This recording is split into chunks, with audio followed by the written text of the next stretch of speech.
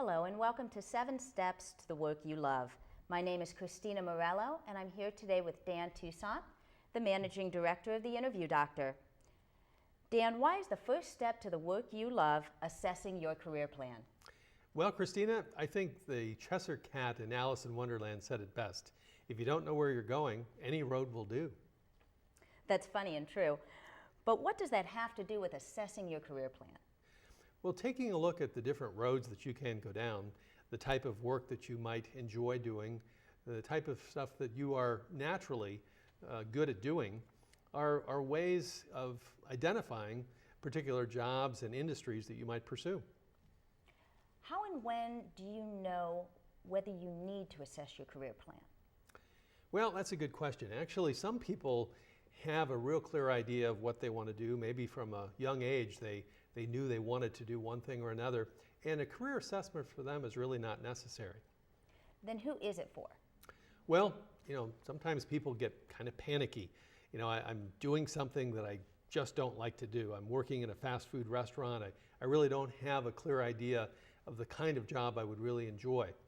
And those individuals can benefit greatly from taking a look at career options through a career assessment. Okay.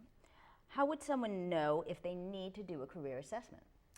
Well, one of the first things is that you would take a look at, if you do know where you're headed.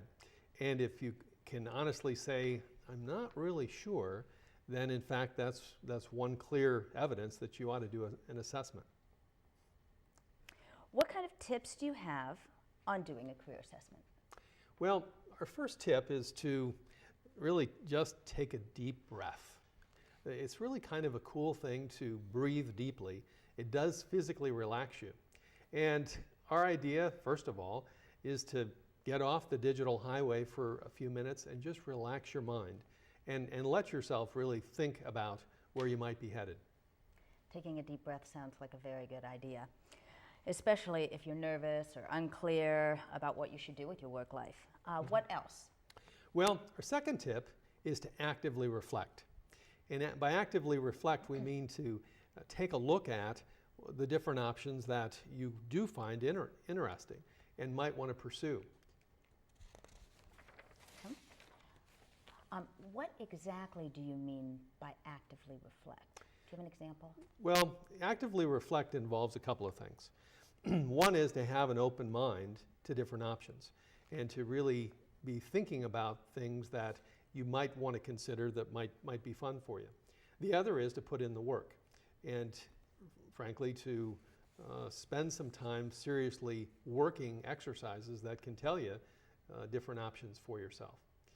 Randy Pausch wrote a book called The Last Lecture in which he described a life around the passions that he had lived from a very young age. He enjoyed games and creating really crazy games. And in fact, his story is an inspirational story for people to figure out what they might do with their career. Good story, great example, but I'm thinking I'm not Randy Pausch. Right, yeah. And in fact, there's only one Randy Pausch, but there's only one Christina. And there's only one of each of us. Our job in doing a career assessment is to figure out who we want to be with our lives and to really take a serious look at what are the things that really we enjoy doing and we're good at doing. The other piece to that is to think about ways that you can contribute, that you can make a difference in your town, okay, in your campus, your world, wherever you happen to be. Contributing is a part of making yourself very employable. People look for contributors, linchpins, Seth Godin calls them. Okay, so you want people to think big. You want them to think generously, and you want them to put in a lot of work. But what do you mean by putting in the work? Well, the experiential nature of career planning books really is work. I mean, it takes time to answer questions in the exercises, and they're tough because only you can write down the answers. Only you know the answers. So putting in the work involves spending time going through some of those exercises and getting a feel for what are the areas that really are your passions. So in summary, what again are your 3 tips to assessing your career plan? Okay.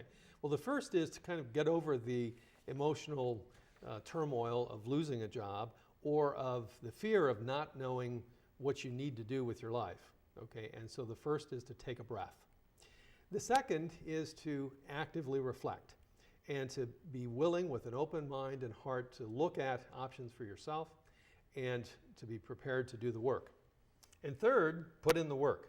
Just do it. And as you do the work of one of these experiential career planning tools, the plan will come together and you'll be ready to write your resume, the second step in the work you love.